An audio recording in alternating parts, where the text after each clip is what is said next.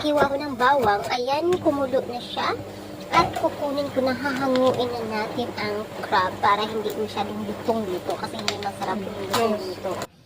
Yan, hiwain na, ikakat na for 2 ang crab para maliit, kasya sa kuldero. Ayun. Tapos, gigisahin ko lang siya sa konting mantika with bawang.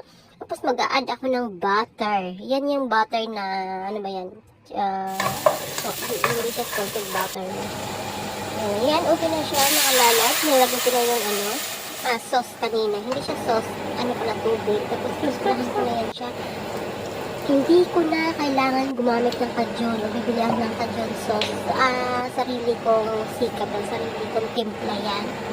Mga lalabs, yan lang kadali. Mabilis lang gawin ang crab sauce. Mabilis lang talaga siya. Tapos ang lasa napaka